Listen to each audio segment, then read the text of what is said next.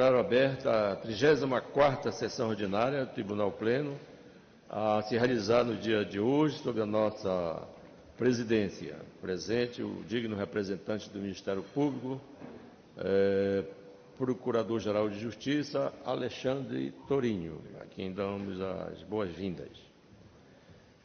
Bem, na palavra facultada, eu gostaria de dar as boas-vindas à nova desembargadora, doutora Nete Carvalho.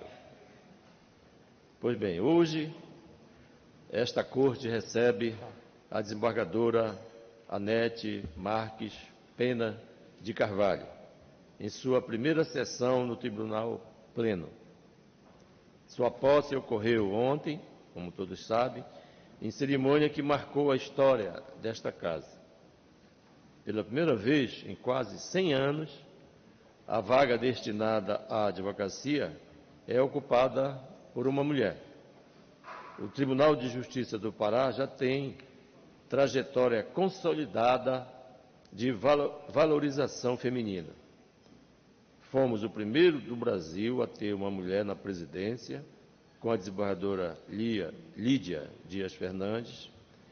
Tivemos outras mulheres conduzindo com notável competência esta instituição e, nos últimos anos, alcançamos a maior representatividade feminina entre os tribunais do país.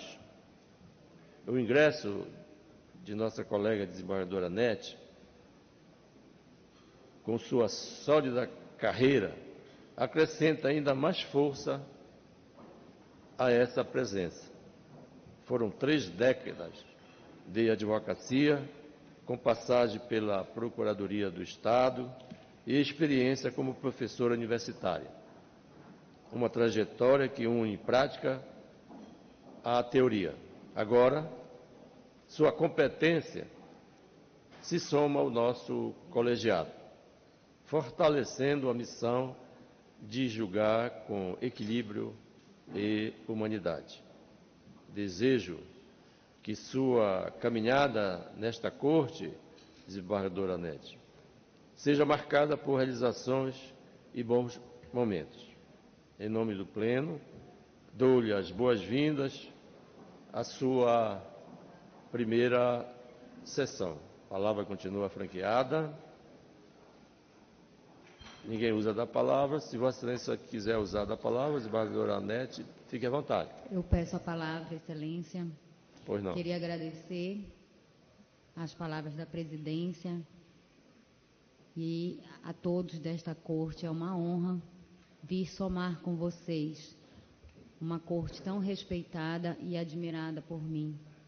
É um sonho realizado e agora assumo essa responsabilidade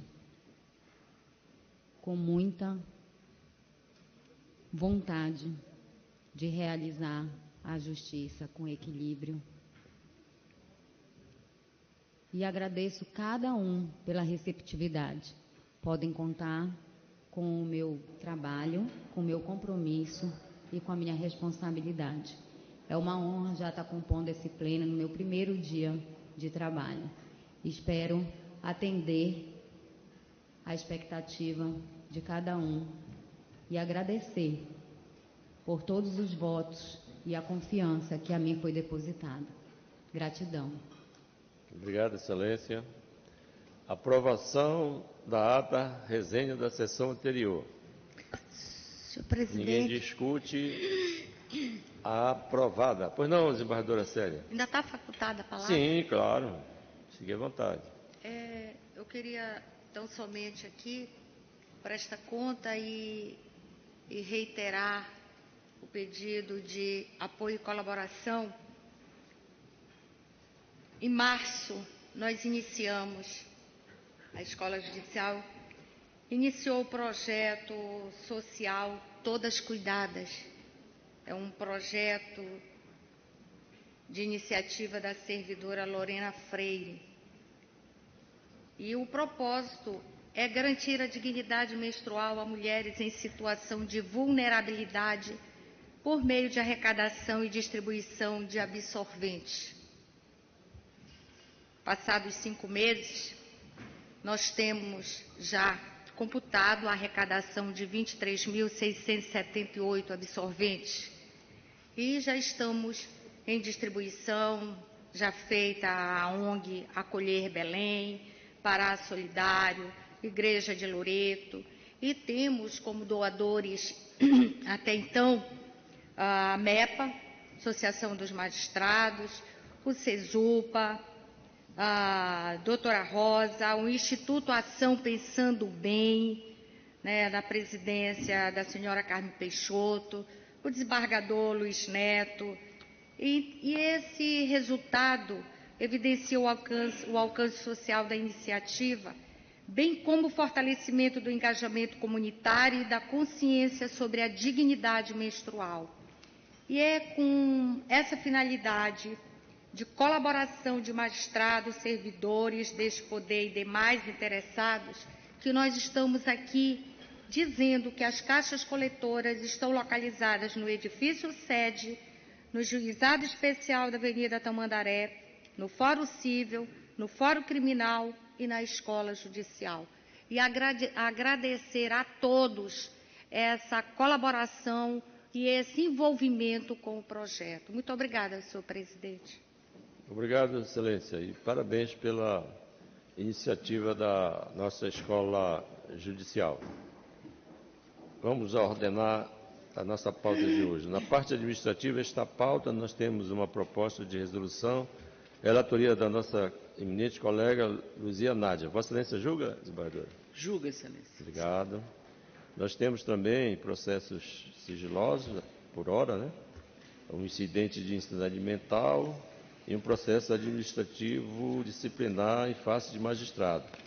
Desembargadora Rosi pede para ser adiado, não é isso? Para a próxima sessão. E temos também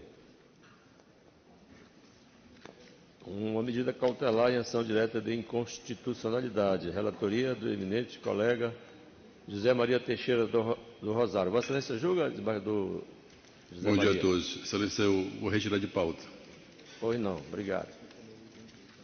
E temos o incidente também, perdão, de assunção de competência da relatoria do colega desembargador Leonardo Tavares. Desembargador vai julgar, está certo, vai julgar. Então, vamos lá. O primeiro feito é parte administrativa esta pauta, a proposta de resolução que altera a resolução 10 de 2017 e já está anunciada. Desembargadora Luzia Nádia, Vossa Excelência tem a palavra. Agradeço, senhor presidente, cumprimento aqui a todos desembargadores, na pessoa da desembargadora Nete, seja muito bem-vinda.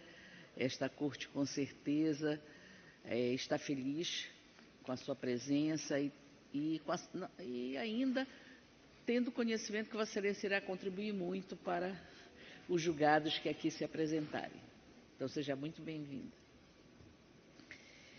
Senhor presidente, como aqui nós lemos a ementa, eu não sei se algum desembargador deseja que eu faça a leitura total, porque nós encaminhamos com uma antecedência para todos os colegas todo o estudo que foi verificado para se chegar a essa conclusão aqui que está sendo apresentada ao plenário. E pelo que eu vejo aqui, desembargadora Nádia, está bem, a ementa é bem autoexplicativa, né? Vossa Excelência pode ler pela ementa. Se algum colega tiver dúvida, Vossa Excelência naturalmente inclusive prestará tem o esclarecimento. planilha, porque como é uma alteração em relação à resolução já existente, nós tivemos o cuidado de incluir no voto uma planilha dizendo as altas alterações que estão sendo propostas neste momento. Pois não. Está certo? Então, lerei a ementa e a disposição dos senhores.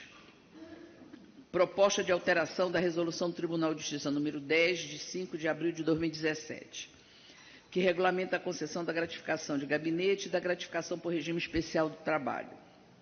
O caso em exame. Proposta de alteração com o objetivo de atualizar os parâmetros utilizados para conceder as gratificações de gabinete por regime especial de trabalho, conferindo maior liberdade para que cada gestão possa definir os critérios de concessão de acordo com as atuais práticas administrativas. Questão em discussão. A questão em discussão consiste em verificar se é viável a alteração normativa para atualizar os parâmetros para a concessão das gratificações em referência. Razões de decidir o rol para a concessão da gratificação de gabinete não será mais taxativo e o percentual para sua concessão será variável entre 50% a 100% dos vencimentos base, o artigo 1º do caput do parágrafo 1º, Excelência. A previsão de reavaliação dos casos de suspensão automática das gratificações pela presidência é o artigo 1º, parágrafo 2º e 3º do artigo 4º, parágrafo único. Previsão de pagamento cumulativo de gratificação de gabinete com demais gratificações previstas em lei. É o artigo 1º, parágrafo 4º, que está sendo verificado. Exclusão dos critérios taxativos para a concessão da gratificação de regime especial de trabalho. Possibilidade de concessão da gratificação por regime especial de trabalho a servidores ocupantes de cargo comissionados de gabinete de magistrados quando designados para atuar em outra unidade judiciária após o horário de expediente regular. Artigo 3º, parágrafo único, que é o que observamos que muitas vezes há uma disponibilidade em relação a um outro tipo de atividade que exerce, além da atividade que exerce. Exclusão da regra de transição referente à revisão das gratificações por diretores dos fóruns e secretários. Artigo 2º do artigo 3º. Exclusão da obrigatoriedade de pagamento de concessão de gratificações por regime especial de trabalho na mesma proporção para servidores lotados na mesma unidade. É o artigo 3º, parágrafo 3º do artigo 3º. Concessão de gratificação por regime especial de trabalho a critério da presidência apenas para oficiais de justiça no exercício de função administrativa, os quais deverão registrar diariamente a frequência, como todo servidor assim o faz. Artigo 3º, caput e parágrafo único. E houve a revogação do artigo 5º e 6º, Excelência.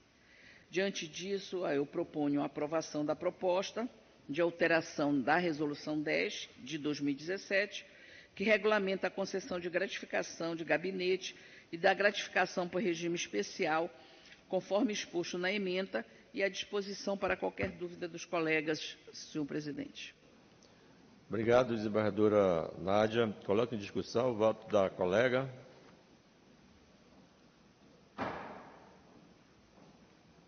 Ninguém discute.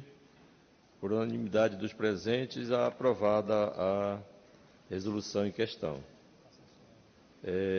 Antes de passarmos adiante, vamos justificar a ausência dos colegas na sessão de hoje. Desembargador Constantino Guerreiro, ausência justificada. Desembargadora Maria Elvina, compromisso institucional. Desembargadora Kedma Lira, ausência justificada. Desembargador Milka Guimarães, férias. Desembargador José Antônio, ausência justificada. Desembargadora Sara Castelo Branco, férias. Juiz convocado Edmar Pereira, ausência justificada. Então, continuando com a nossa pauta, vamos agora ao item 3, né?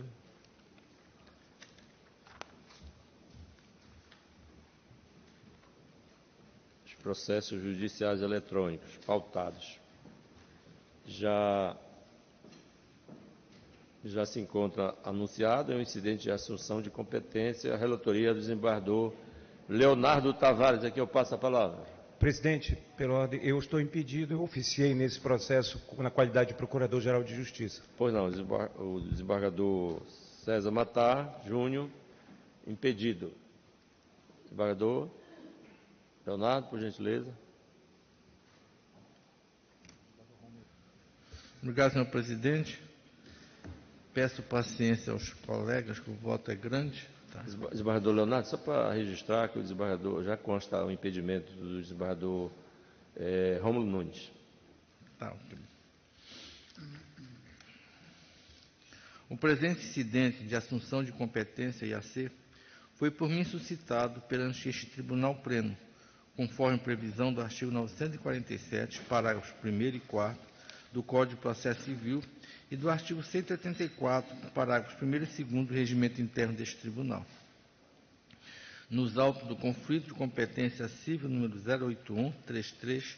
081-3530-08-2022-814-0000, no qual figura como suscitante a excelentíssima senhora desembargadora Maria do Céu Maciel Coutinho, então componente da primeira turma de direito privado, e como suscitado o excelentíssimo senhor desembargador Luiz Gonzaga da Costa Neto, integrante da segunda turma de direito público, que tramita sob a minha relatoria como um processo paradigma, visando a formação de precedente judicial qualificado sobre a questão de direito concernente à definição da competência em segunda instância, para os efeitos que tenham como parte a administração pública indireta. Seguindo o fluxo procedimental disciplinado pelo artigo 184, parágrafo 3º do Regimento Interno, o IAC foi encaminhado à Comissão Gestora de Precedentes e de Ações Coletivas, o COGEPAC, a qual elaborou estudo de viabilidade, ocasião em que se manifestou favoravelmente a admissão de incidente sob a ótica da composição de divergência. Durante a 12ª sessão ordinária do ano de 2024 do plenário virtual do Tribunal Pleno, iniciada em 3 e concluída em 10 de abril de 2024, este colegiado admitiu, à unanimidade, o processamento do presente incidente, estabilizando-o objetivamente na forma do artigo 184-A, parágrafo 3º do Regimento Interno desta Casa, mediante a afetação da questão de direito a ser julgado sobre o tema número 3 de incidente de assunção de competência do TJ Pará, delimitando-a nos seguintes termos: definição da competência em segunda instância para os feitos que envolvam a administração pública indireta a partir das matérias de fundo elencadas no artigo 31, parágrafo 1º, inciso 1A, 13 do Regimento Interno deste Tribunal. Naquela ocasião, o colegiado determinou abre aspas, suspensão dos conflitos de competência e de dúvidas não manifestadas sobre a forma de conflito, ambos em segundo grau, que verse sobre a controvérsia em questão, consignando que, nos que venham a ser suscitados no decorrer da tramitação do presente IAC, e a correspondente relatoria deverá designar o juízo que apreciará em caráter provisório as medidas urgentes eventualmente requeridas no processo principal. Fecha aspas. Ultimadas as providências de registro, divulgação e publicação quanto à admissão do presente IAC e a correlata determinação de sobrestamento, proferi despacho instrutório, ocasião que determinei: 1. A intimação da desembargadora suscitante e do desembargador suscitado no conflito de competência número tal, eleito como causa piloto, a saber, respectivamente, a excelentíssima senhora desembargadora Maria do Céu Maciel Coutinho e o excelentíssimo senhor desembargador Luiz Gonzaga da Costa Neto, bem como as partes do agravo do instrumento número tal, que deu origem ao conflito paradigma referente à ação de revisional de contrato administrativo e de concessão de imóvel comercial para fins educacionais, combinado com indenização por danos materiais e morais, número tal, quais sejam Jeane Valéria de Castro Monteiro, MEI, e Centrais Elétricas do Norte do Brasil S.A., Eletrobras e Eletronorte, a fim de que se manifestasse num prazo comum de 15 dias, e 2, que após em igual prazo fosse ouvido o Ministério Público. Transcorridos os prazos mencionados, manifestaram-se somente o excelentíssimo desembargador Luiz Gonzaga da Costa Neto, suscitado na causa piloto, ID 200-99736, e a concessionária de serviços públicos Centrais Elétricas do Norte do Brasil S.A., Eletrobras e Eletronorte, a qual figura como agravada num recurso de agravo de instrumento em que ocorreu a suscitação do aludido conflito de competência. O Ministério Público apresentou proposta de enunciado para a tese jurídica a ser fixada com foco específico na causística do processo paradigma. Nos processos em que figure como parte a administração pública indireta, a competência para julgamento em segundo grau de jurisdição deverá observar a natureza jurídica vigente da entidade na data de ajuizamento da ação, aplicando-se o critério de distribuição às turmas de direito público ou de direito privado, conforme a caracterização como ente público ou privado. Em caso de alteração superveniente de natureza jurídica durante a tramitação do feito, a competência previamente fixada não será modificada, salvo disposição legal específica encontrada. Perdão. No que pertinha à questão de direito objeto do presente EAC, ao analisar os critérios para a fixação da competência entre os órgãos fracionados do Tribunal, o Ministério Público argumentou que aspas, considerar a natureza jurídica da entidade no momento do ajuizamento da ação traz estabilidade ao julgamento, previne conflitos de competência e contribui para a uniformização da jurisprudência do Tribunal sobre o tema, atendendo aos propósitos do incidente de assunção de competência. Fecha aspas. Velho os autos concluídos para análise do mérito. Diante de tal quadro, concluo pela suficiência de elementos relacionados para a fim de fixação de tese vinculante sobre a questão de direito processual admitida e para o julgamento da causa piloto. É o relatório, senhor presidente.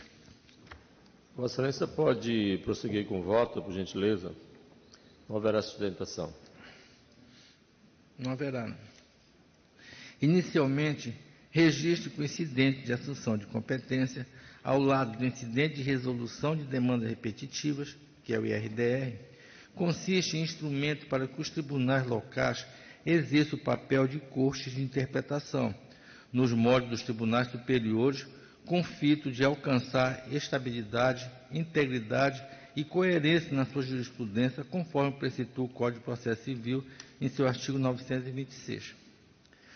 O IAC é uma técnica para a formação de padrão decisório que tem clara relação com a jurisprudência uniforme, eis que visa alcançar uma única solução para a relevante questão de direito a respeito da qual seja conveniente a prevenção ou a composição de divergência entre câmaras ou turmas do tribunal.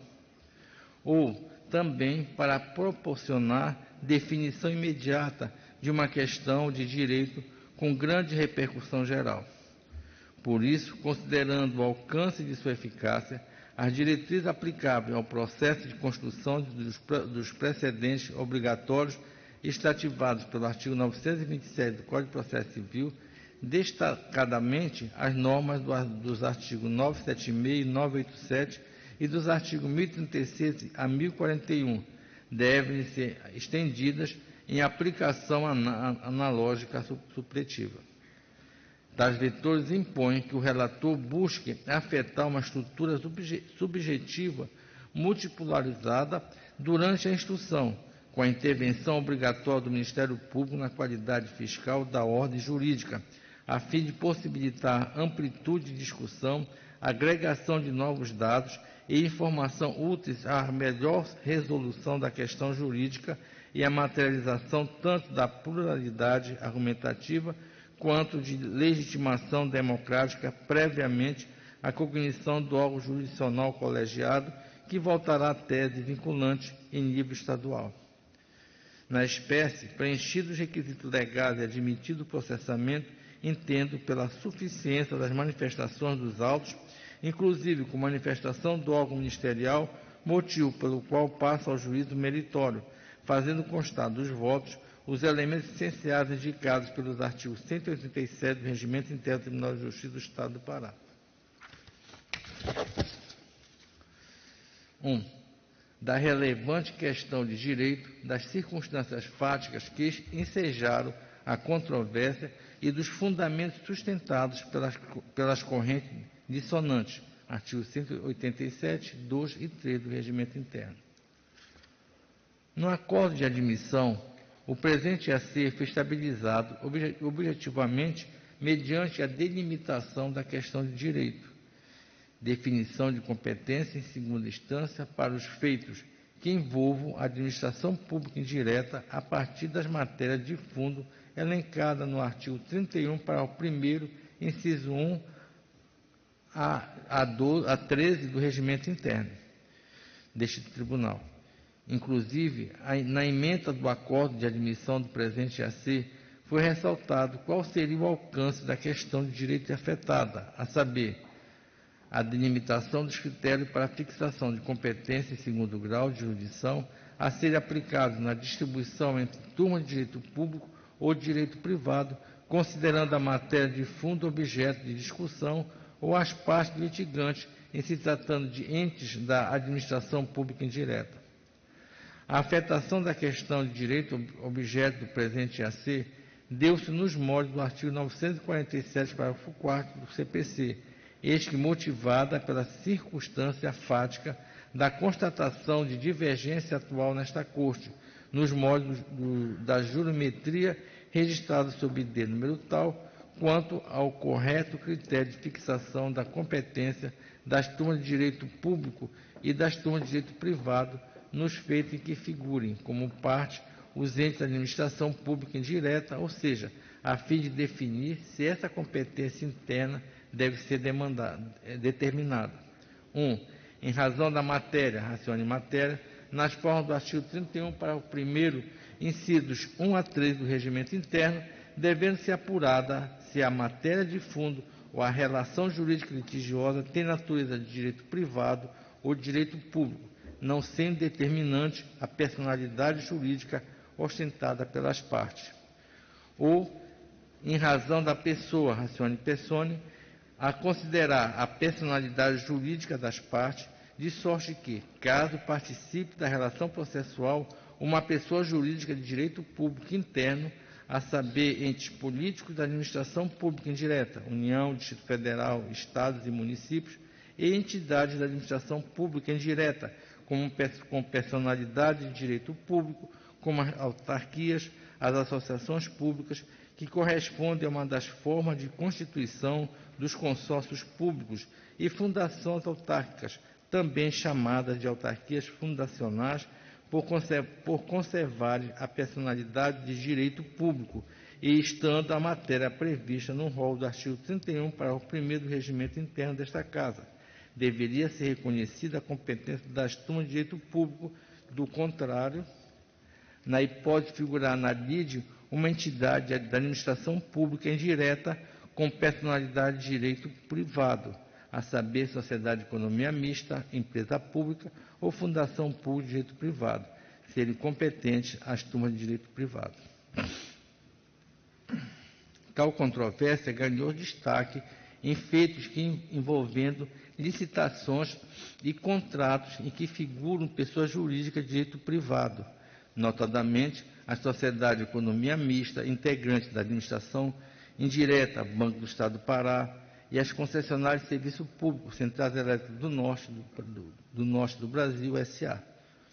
O processo escolhido como paradigma para a relevante questão de direito foi o conflito de competência 081-3330-3530-08-2022-814-000, de minha relatoria, pois, além de ser um exemplar que claramente contém a quest iuris, já houve ampla discussão da controvérsia por ocasião da 21ª sessão ordinária do Tribunal Pleno, realizada em 7 de junho de 2023, considerando os principais fundamentos das correntes dissonantes no bojo do voto que proferir. No voto vista, proferido pela excelentíssima desembargadora Rosileide Maria da Costa Cunha, e no voto divergente da excelentíssima desembargadora Luzia Nádia Guimarães Nascimento. Nesses pronunciamentos, foram referenciados os julgados desta Corte de Justiça envolvendo a presente questão, como o julgado que será mais detidamente analisado adiante no bojo do conflito de competência, número 080-7422, 60.2022.814.0000, de relatoria do excelentíssimo desembargador Roberto Gonçalves de Moura, como voto vista proferido pelo excelentíssimo desembargador José Roberto Pinheiro Maia Bezerra. A divergência no TJ é notória e atual, conforme a seguir explanado. O entendimento dissonante 1.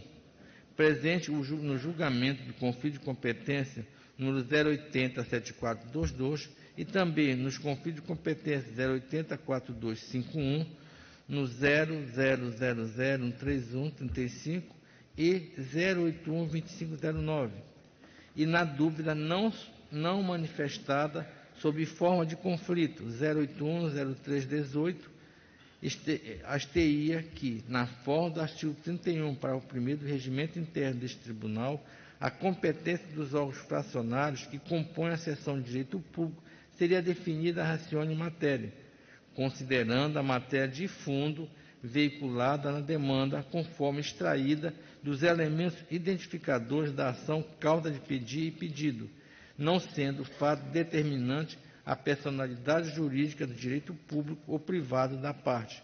Para tanto, são invocados os seguintes fundamentos, dentre outros. 1. Artigo 31, parágrafo 1º deste regimento, fixa a competência das turmas de direito público em razão da matéria, ratione matéria, indicando, inclusive, quais são esses temas. Logo, tal competência é determinada pela natureza jurídica da relação controvertida, definida pelo fato jurídico e da causa, sendo a causa de pedir e o pedido os elementos que contêm a afirmação de direito discutido, o dado a ser levado em consideração para a identificação do juízo competente, independentemente da personalidade jurídica das partes, que pode incluir um ente da administração pública indireta ou até mesmo pessoas de direito privado fora da órbita da administração pública indireta, como as empresas privadas, concessionárias e permissionárias de serviço público. 2.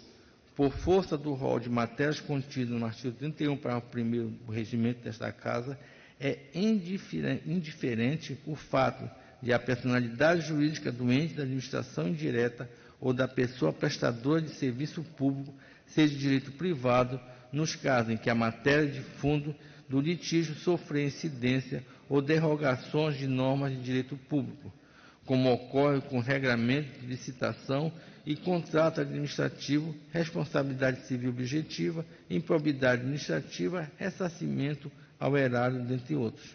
3. Considerando a superação da dicotomia público-privado de direito pela atual dogmática jurídica, a adoção pela norma regimental do critério ratione matéria para fim de distribuição da competência no TJ Pará coaduna-se com a realidade fática, de sorte que tão somente a qualidade de pessoa jurídica de direito público interno, nesse gênero incluídos tanto os entes públicos da Federação como as entidades da administração pública indireta com personalidade de direito público, na forma do artigo 41 do Código Civil.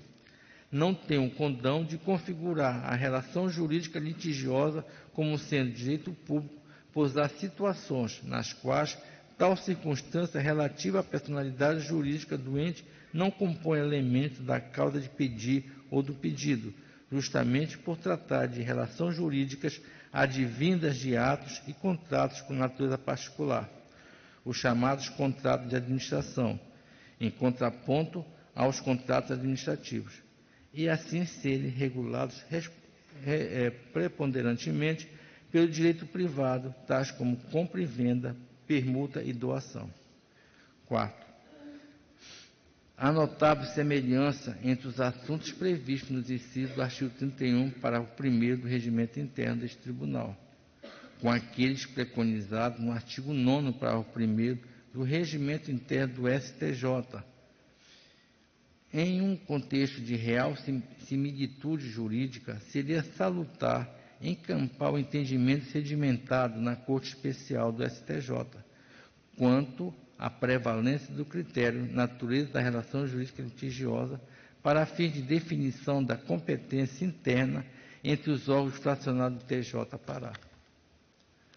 Por outro lado, o entendimento dissonante, o 2, sintetizado de forma mais aprofundada no voto vista do conflito de competência, ora eleito como paradigma, e na decisão monocrática proferida no agravo regimental em apelação civil 0040725, aduz que a competência interna das turmas de direito público deve ser determinada pelo critério ratione persone, ou seja, pela qualidade da parte envolvida na demanda por interpretação sistemática das disposições do regimento interno do Tribunal do Pará e da superveniente resolução do TJ número 14 de 2017 deste tribunal ao normativo relativo ao primeiro grau de jurisdição e que, ao redefinir a competência das varas da Fazenda Pública da capital, optou pelo critério em razão da pessoa, consignando competir às varas fazendárias o processo e o julgamento das ações judiciais em que o Estado do Pará, o município de Belém, suas autarquias e fundações forem interessados.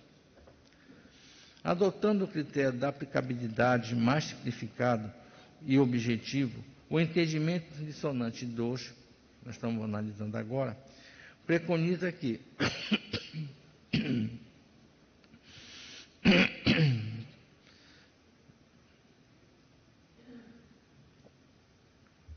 acaso figure no feito antes da administração pública indireta com personalidade jurídica de direito público, a competência das turmas de direito público, independente da controvérsia jurídica debatida.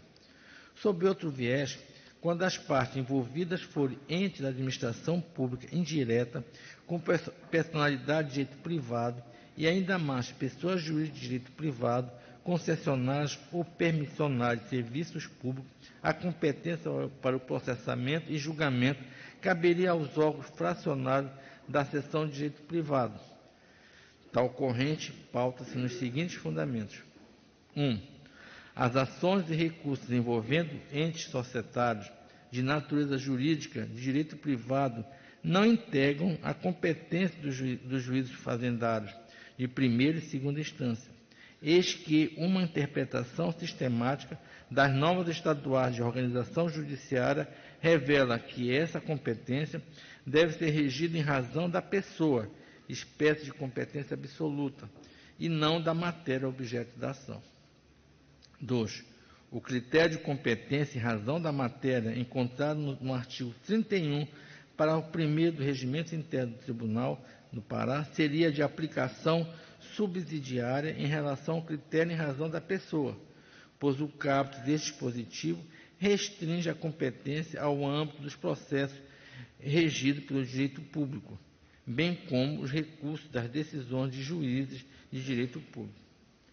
Diante da dicção de que às câmaras de direito público cabe processar e julgar os processos regidos pelo direito público, compreende-se os relativos às seguintes matérias e deve-se interpretar o artigo 31, parágrafo 1º, no sentido de que as matérias enumeradas por esse dispositivo só ostenta exatamente esse caráter público apto a ensejar a atração das demandas aos juizados públicos, varas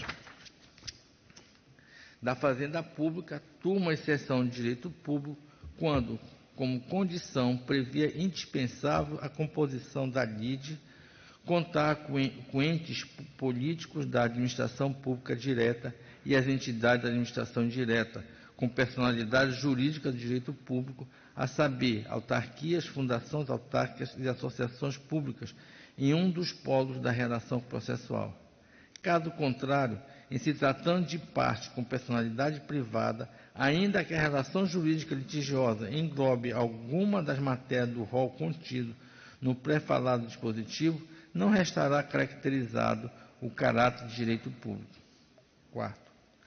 No conflito de competência 00583, publicado em 18 de dezembro de 2015, e no incidente de uniformização de jurisprudência número 0009499, publicado em 30 de setembro de 2010, o TJ Pará excluiu da competência das varas fazendárias as causas em que fossem parte a sociedade de economia mista e empresas públicas em função de sua personalidade jurídica de direito privado, pois, ainda que integrante da administração pública indireta, estão excluídos os conselhos de fazenda pública. Quinto, o artigo 111.1, a linha B da Lei Estadual 5.881, editado sob a égide da Constituição Federal de 67, prevendo o citado dispositivo legal que a competência das varas privativas da fazenda pública nas causas que figurassem como interessados as autarquias e as sociedades de economia mista do Estado ou dos municípios, não foi recepcionada pela Constituição Federal de 88, cujo artigo 173, parágrafo 1º e 2º, conferiu às sociedades de economia mista e às empresas públicas o regime jurídico próprio das empresas privadas no que tange aos direitos e obrigações civis, comerciais, trabalhistas e tributárias. Sexto, em contraponto ao entendimento dissonante 1, artigo 31A para o 1º e 6º do Regimento Interno, atribuiria às turmas de direito privado a competência ratione persone para julgar os feitos envolvendo fundações, sociedades, associações e entidades civis, comerciais e religiosas. Item 2. Da pluralidade argumentativa integrada ao debate durante a instrução. Artigo 187, inciso 3, do Regimento Interno do TJ Pará. O magistrado suscitado na causa piloto, excetiu o senhor desembargador Luiz Gonzaga da Costa Neto, manifestou-se pelo reconhecimento da competência das turmas de direito privado nos termos do artigo 31A do Regimento Interno desta Casa, para julgamento daquele feito, em decorrência da aplicação do critério de competência e razão da pessoa, inclusive citando jurisprudência desta Corte de Justiça alusiva à resolução do TJ Pará 14.000/2017. Por seu turno, a sociedade empresária que figura como agravada no recurso originário do conflito, a concessionária de serviço público Eletronorte, subsidiada às Centrais Elétricas do Norte do Brasil, limitou-se a tecer considerações sobre 1. A sua atual natureza jurídica, consignando que, desde o advento da Lei 14.182 de 2021, tornou-se uma sociedade anônima de capital fechado, subsidiária integral das Centrais Elétricas do Brasil S.A., com natureza jurídica de empresa de setor privado, não integrantes da administração pública indireta. 2. Sobre a relação jurídica litigiosa da qual emerge a causa piloto, defendendo o tratado de relação contratual de locação de imóvel pertencente à Eletronorte para fins educacionais, contrato esse resultante de processo licitatório na modalidade pregão presencial, promovida pela agravada em 11 de setembro de 2014, época em que ainda possui a natureza jurídica de sociedade de economia mista.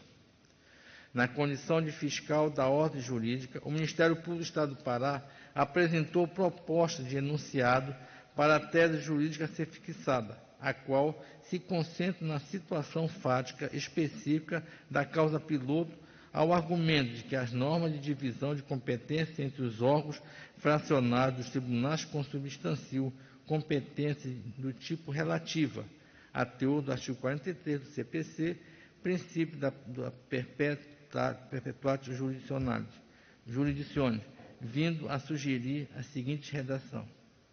No processo em que figure como parte da administração pública indireta, a competência para o julgamento em segundo grau de jurisdição deverá observar a natureza jurídica vigente da entidade, na data de ajuizamento de ação, aplicando-se o critério de distribuição às turmas de direito público ou de direito privado, conforme a caracterização com ente público ou privado. Em caso de alteração superveniente de natureza jurídica durante a tramitação do feito, a competência previamente fixada não será modificada, salvo disposição legal específica em contrário. Como se percebe, o Ministério Público posiciona-se favoravelmente à utilização do critério de natureza jurídica das partes envolvidas, ou em razão da pessoa, ratione persone, como um vetor primordial ou primário. Todavia, em seu arrazoado, acerca da questão de direito objeto do presente IAC, o órgão ministerial reconheceu a importância de que, excepcionalmente, seja considerada a natureza da matéria de fundo da lide, ou critério em razão da matéria, conforme se está do seguinte excerto.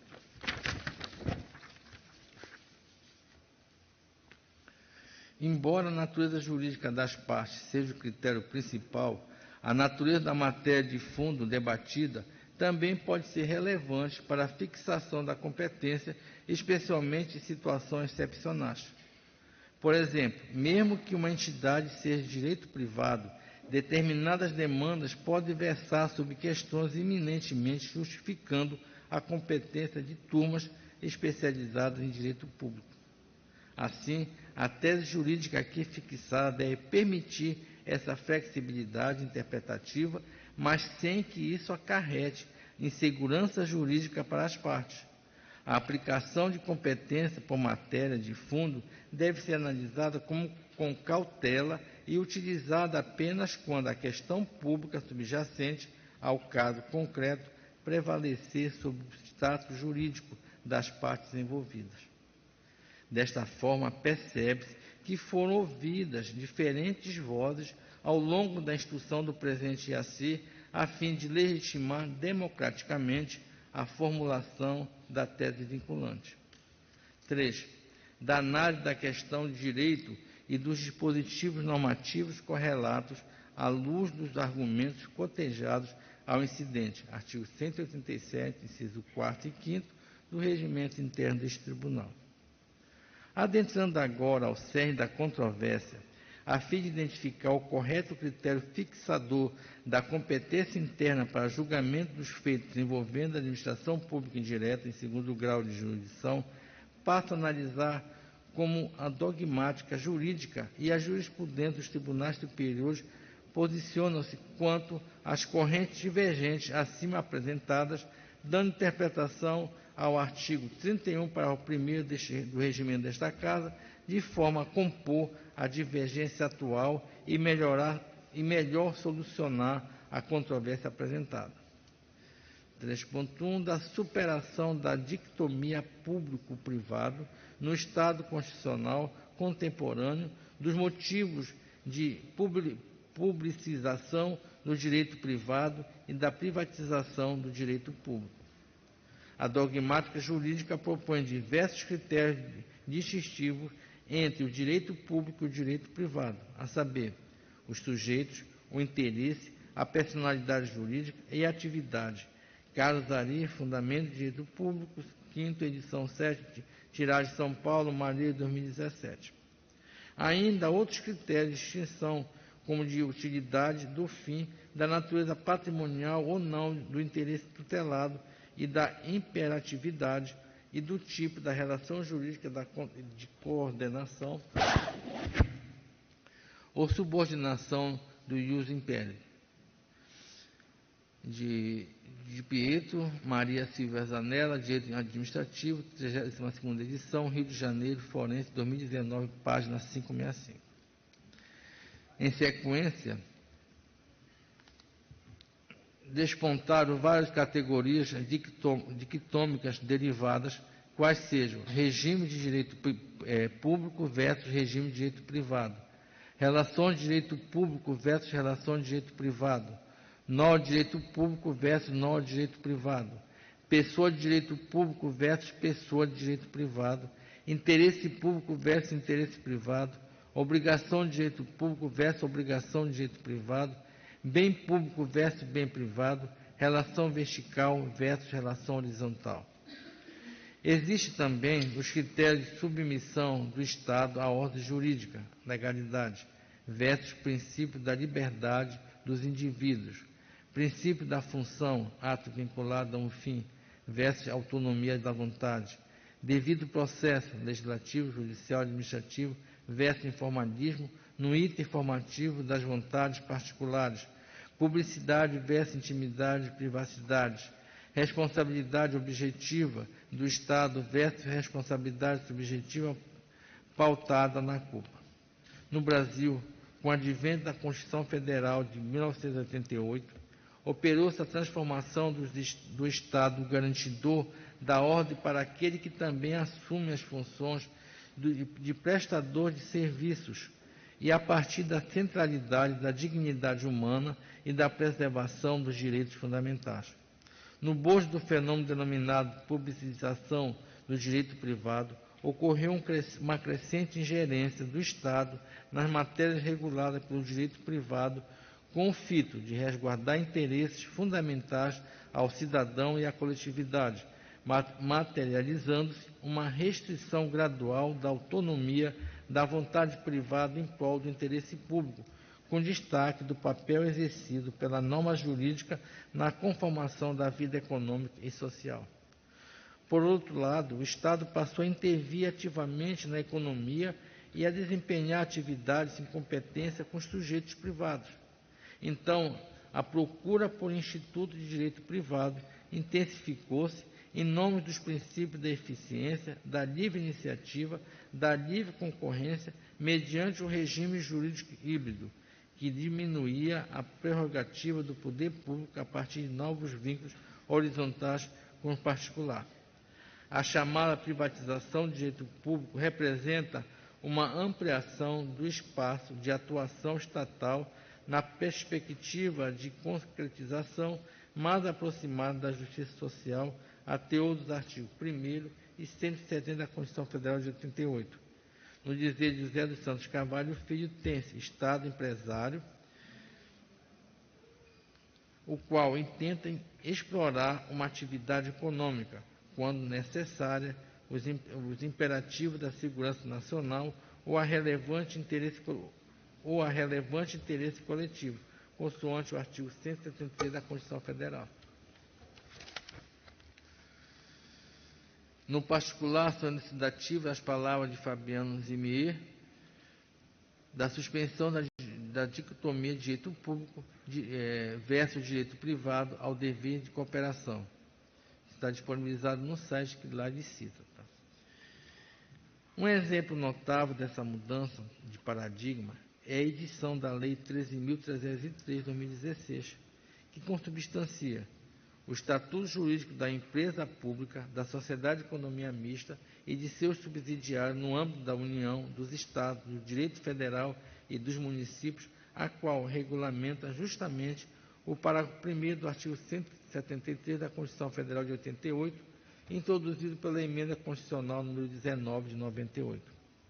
O referido estatuto estatui norma de regime jurídico híbrido regente dessas entidades com personalidade jurídica de direito privado, componente da administração pública indireta, dispondo sobre licitações, contratos e fiscalização por parte do Estado e da sociedade civil, que essas pessoas jurídicas explorem a atividade econômica ou preste serviços públicos, ainda que a atividade econômica esteja sujeita ao regime de monopólio da União, ou seja, de prestação de serviços públicos, restando claro que a Lei 13.303 busca estabelecer uma gestão responsável a possibilitar uma maior flexibilidade e liberdade de procedimentos para otimizar a eficiência. Presente tal moldura, constata-se a dificuldade de adoção de uma separação estanque entre direito público e direito privado e de suas dicotomias derivadas, a exemplo da personalidade jurídica de direito privado de determinadas entidades públicas da administração pública indireta, versus a personalidade jurídica de direito público de outras determinadas pessoas da administração indireta, como premissa para a determinação de qualquer solução jurídica.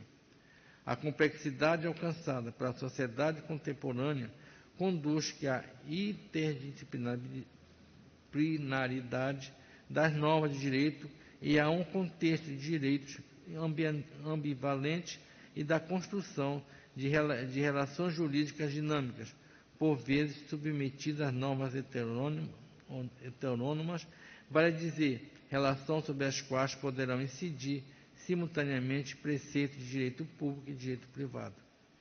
Então, emerge a conclusão de que a dicotomia direito público-privado encontra-se superada, eis que todo ramo jurídico contém, de algum modo, normas de ambos os campos. Significa, portanto, que nenhuma disciplina se afigura inflexível quanto à natureza das normas que integram. E é justamente nesse fundamento que repousa a solução da questão de direito objeto do presente AC. Como a seguir será demonstrado, tal premissa tem sido captada em precedentes vinculantes e persuasivos dos tribunais superiores, resvalando impacto sobre os argumentos que alicerçam as duas correntes sonantes do TJ Pará, acerca do correto critério de fixação de competência para julgamento de feitos integrados por entidade de administração pública indireta, bem como sobre as diferentes interpretações que podem ser adotadas por ocasião da análise das regras de competência e distribuição dos processos, dentre os órgãos fracionados. 3.2. Dos entes da administração pública indireta e da análise dos argumentos que norteiam as correntes dissonantes e compõem o debate sobre a questão jurídica.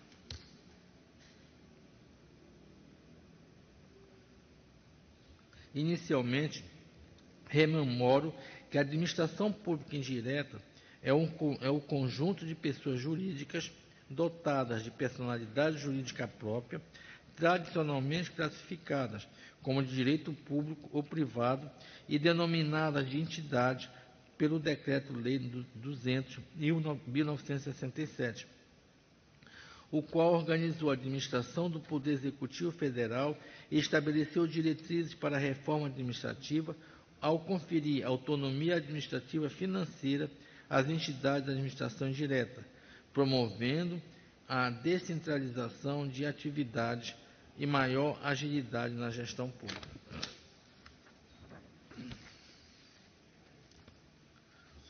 Essas entidades da administração pública indireta são desprovidas de autonomia política, eis que vinculadas à administração direta de qualquer um dos poderes da União, dos Estados, do Distrito Federal e dos municípios, e exercem de forma descentralizada algumas atividades de interesse dessas pessoas políticas da Federação, às quais lhe transfere a própria titularidade e a execução de serviço público, outorga legal para autarquias e fundações públicas, ou mera execução, delegação legal para autarquias, fundações públicas, empresas públicas e sociedade de economia mista, a fim de obter maior celeridade, eficiência e flexibilização no seu desempenho. No particular, José dos Santos Carvalho leciona que, quando a delegação é feita por contrato ou ato administrativo, já vimos que aparecem como delegatários os concessionários e os permissionários de serviço público. Quando é a lei que cria entidades, surge a administração indireta. Manual de Administrativo, 38ª edição.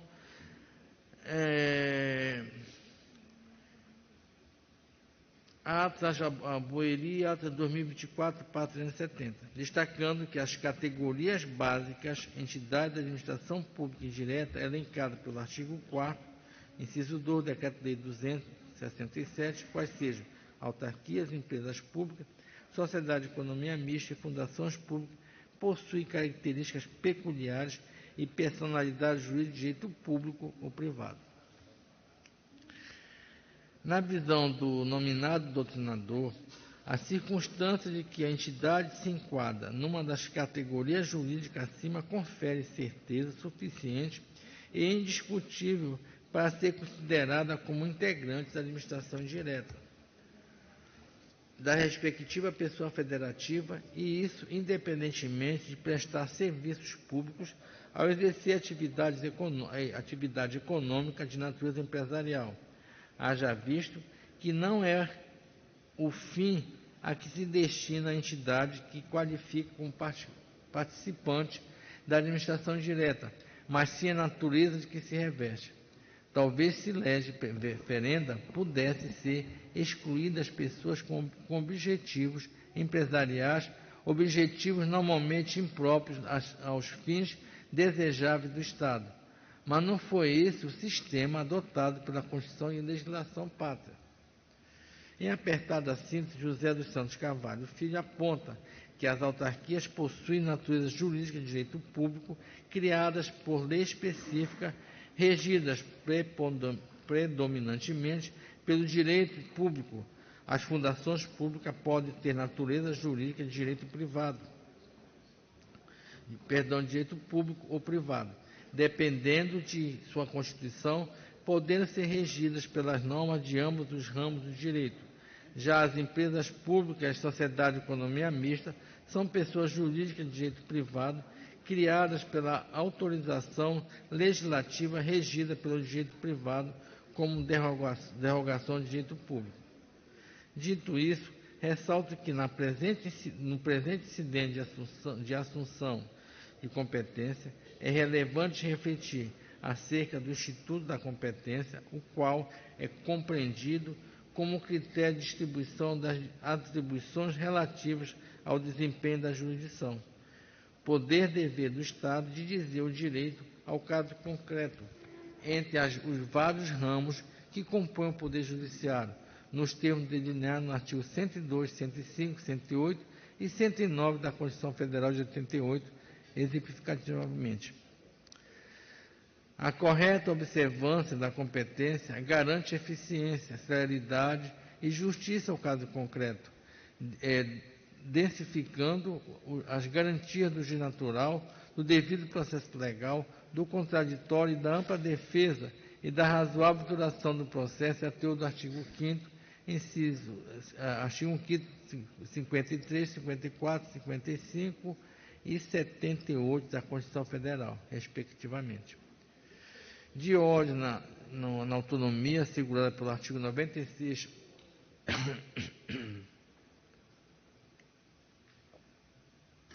inciso 1, alineada da Constituição Federal vigente, a organização interna dos tribunais em órgãos fracionários e a distribuição da competência deve ocorrer nos modos delineados pelos respectivos regimentos internos, os quais são considerados doutrinária e jurisprudencialmente como dotados de força de lei para efeito de resolução de eventual antinomia com outras normas de organização judiciária. No âmbito deste tribunal, o regimento interno divide os órgãos de colegiado em turmas de direito público e turma de direito privado, atribuindo suas competências de acordo com as matérias elencadas no artigo 31 e 31A. Em suma, tratando de debates relativos à competência, verifica-se que o critério geral se dá pela natureza jurídica da relação litigiosa, a qual se apura com base nos elementos caracterizadores da lide, ou seja, pedido e causa de pedido. Peço bem para não ler o artigo que eu venho citando, já está disponibilizado o voto. No particular, é apropriado colacionar o discurso de Fred Didier acerca da natureza da relação jurídica controvertida da demanda. A competência em relação da matéria é determinada pela natureza da relação jurídica controvertida, definida pelo fato jurídico que lhe dá causa. Assim, é a causa de pedir que contém a afirmação do direito discutido, o dado a ser levado em consideração para a identificação do juízo competente.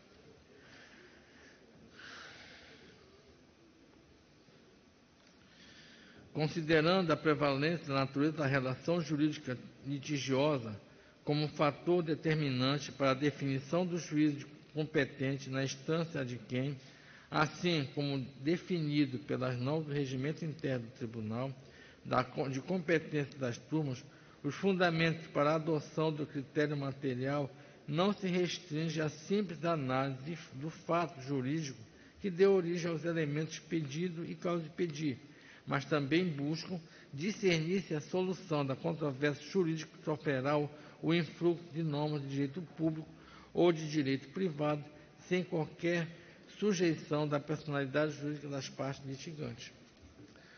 Em princípio, a turma de direito público melhor apreciarão os processos em que a questão controvertida envolva norma de natureza pública em razão da especialidade e que garantir maior amplitude e legitimidade dos debates. Por outro lado, os processos que versam sobre direitos patrimoniais disponíveis de particulares ou relações eminentemente contratuais de direito privado serão melhor julgados pelos órgãos fracionários que possuem a especificidade na segunda instância. Assim, adotando-se o critério material como primordial para a fixação da competência, conclui-se que o artigo 31.1 do Regimento Interno não se aplica aos processos que tratem de questões eminentemente privadas ou patrimoniais, uma vez que não se insere no âmbito do direito público, reforçando a necessidade de processamento e julgamento dessas demandas pelas turmas de direito privado. Adotando os argumentos dessa corrente, o Tribunal de Justiça paraense já se posicionou, sendo ilustrativa a ementa do seguinte julgado. Eu vou ler só a parte que interessa, para não se tornar cansativo. Eu já estou na metade do voto. Necessidade de averiguar a matéria tratada no recurso com o fim de definir a competência do órgão de julgamento desta Corte de Justiça precedente dos tribunais plenos, nesse sentido, irregularidade em processo licitatório e descumprimento do contrato administrativo como matéria de fundo no recurso da apelação matéria de direito público, na forma do artigo 31, parágrafo 1º e 2º do Regimento Interno, irrelevante da personalidade jurídica.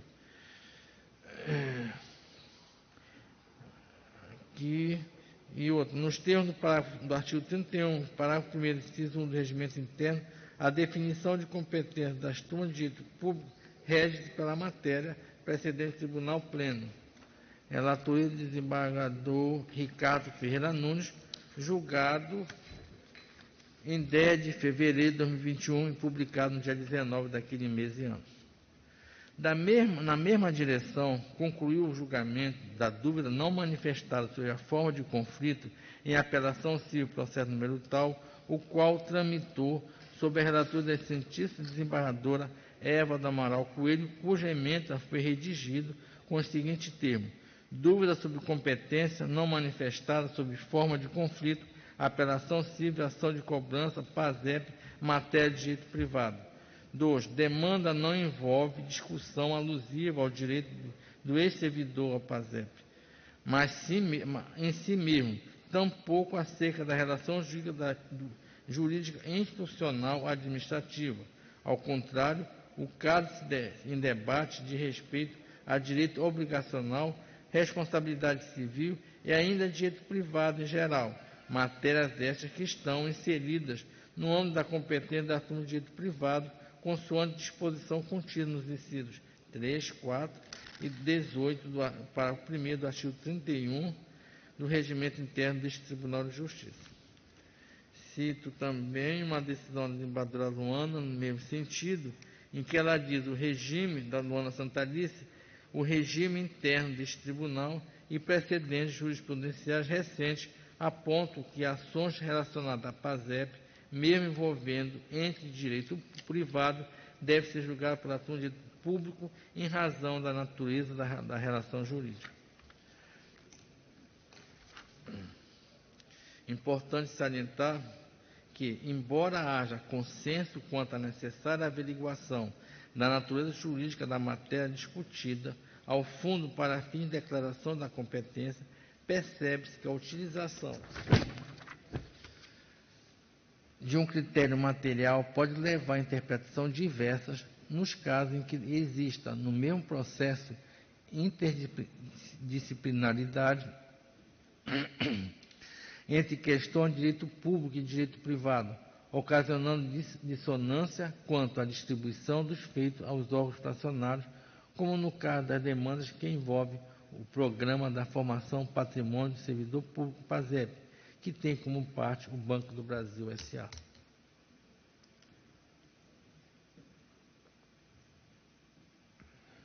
Ademais, mesmo sendo predominantemente o critério material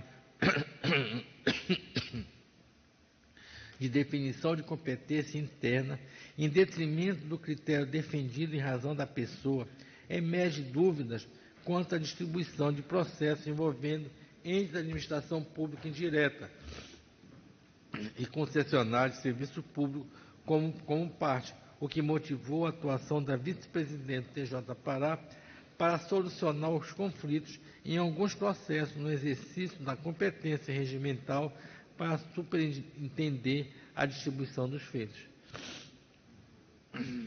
Diante da possibilidade de remanescerem esses conflitos por ocasião da distribuição entre os órgãos fracionários, no tópico a seguir serão melhor delineados os vetores que devem ser analisados para dirimir as eventuais dúvidas surgidas a partir da aplicação do critério material, objetivando uniformizar o entendimento da Corte. Nesse ponto, no conflito de competência civil 080 7422, já mencionado, foi ratificada a necessidade de averiguação de natureza de controvérsia meritória do processo principal, culminando com a fixação da competência das turmas em razão da matéria discutida na demanda, em julgado assim emendado do desembargador Roberto Gonçalves de Moura. Vou ler só a parte que interessa: litígio envolvendo interesse de particulares, indenização por danos materiais, questão abrangendo prestação de serviço de fornecimento de energia elétrica, relação contratual de direito privado, inexistência de pessoa de direito público no polo passivo da demanda, matéria que, sob o ângulo da doutrina, define-se como direito privado. Isso foi julgado agora em 5 de novembro de 2022. No acordo respectivo, enfatizou-se que o STJ é uníssono quanto à adoção do referido critério, sendo destacada a similaridade entre as normas inseridas no artigo 9º, parágrafo 1º do Regimento Interno e do artigo 31 do Regimento Interno para parágrafo 1º.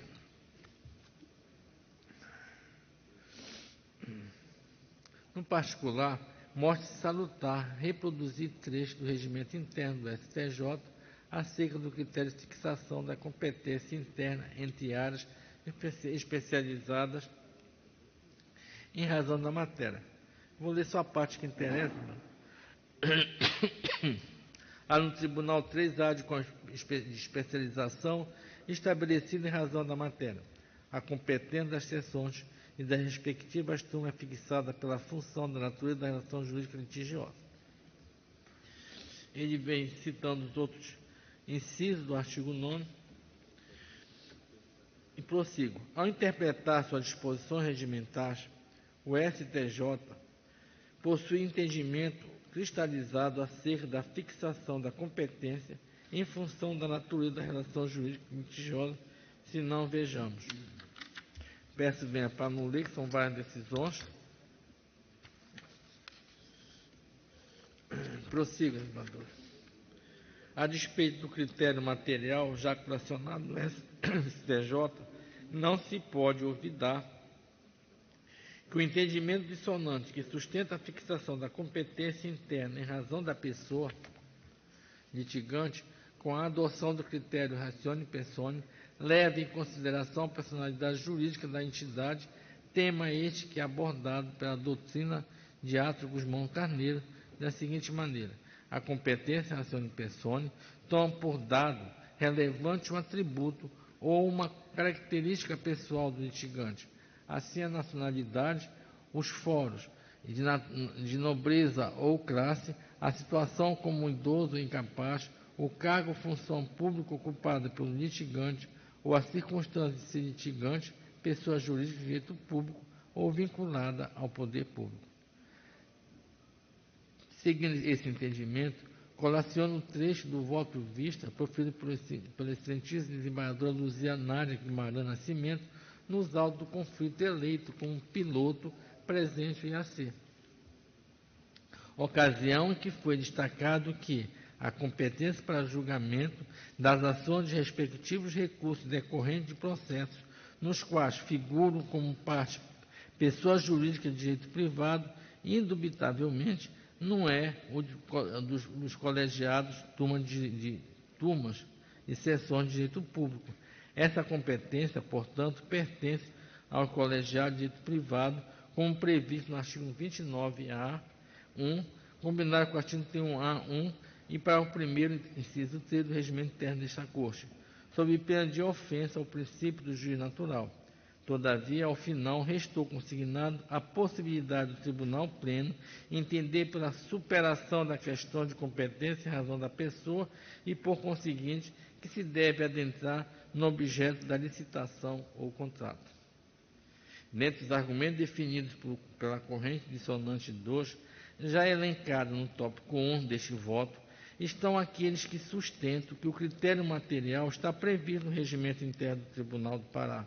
Todavia, seria de aplicação subsidiária em relação ao critério em razão da pessoa, uma vez que o caput do artigo 31 restringiria sua incidência aos processos, regidos pelo direito público, assim como aqueles que menciona a norma trazida na resolução do TJ Pará, número 14, de 2017, no âmbito da primeira instância, normativo que disciplinou a competência das varas fazendárias da capital e a necessidade das normas estaduais de organização judiciária ser interpretadas de forma sistemática, no primeiro e no segundo grau de jurisdição, conforme a personalidade jurídica do ente envolvido na lide, caracterizando regra de competência absoluta.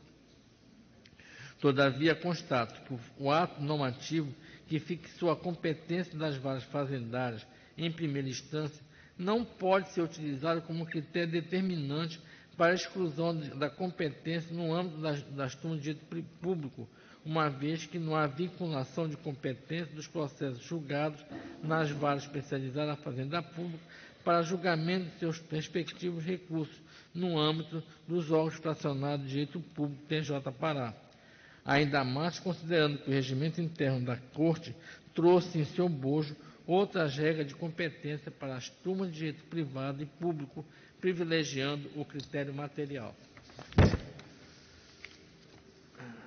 Isto posto, perante os fatos narrados e a pluralidade argumentativa agregada ao feito durante a instrução, os quais demonstraram claramente o dissenso entre os seus órgãos julgados acerca da correta aplicação do artigo 31 para o primeiro deste regimento, mostra a premente equacionar os parâmetros definidores da competência nos feitos que envolvem a administração pública indireta.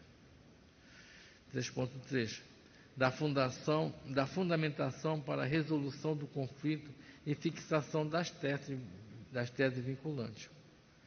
Considerando a análise dos diversos posicionamentos que norteiam a controvérsia jurídica e visando a melhor solução do conflito em comento, passa a proposição dos critérios preponderantes para a fixação da competência entre os órgãos fracionados de segundo grau e a formação de precedente vinculante que deverá ser aplicado na exata medida em que suas razões de decidir se amodarem ao caso e exame.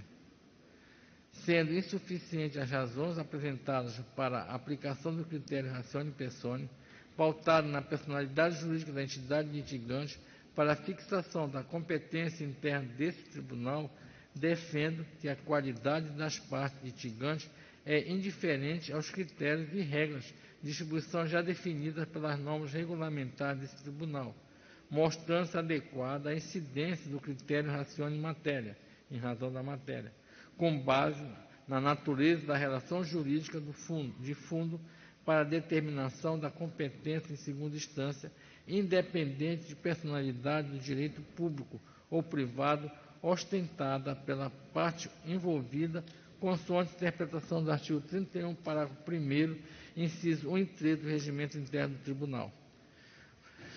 Por oportuno, destaco que, além da expressão previsão contida no regimento interno, quanto à divisão da competência interna em razão da matéria discutida, os parâmetros que definem as regras de distribuição implementadas no Sistema de Processo Jurídico Eletrônico, PJE, considero, por ocasião da distribuição, uma combinação de classes e assuntos das tabelas processuais unificantes, TPU, do Conselho Nacional de Justiça, NJ, para direcionar os feitos na instância de quem as turmas de direito privado ou as turmas de direito público, não havendo interferência na distribuição pela qualificação da parte ou por sua personalidade jurídica.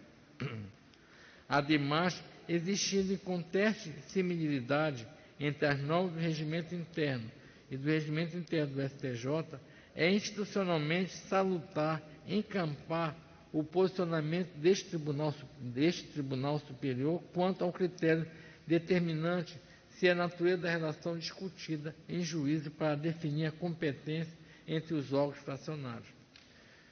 No ponto registro que o critério de fixação em razão da matéria envolve a classe de divisão de direito público e direito privado, cuja subsunção em determinadas relações jurídicas é tormentosa, apesar dos vetores comumente traçados pela doutrina, na medida que frequentemente pode abrigar resultados opostos a depender da interpretação dada pelo julgador.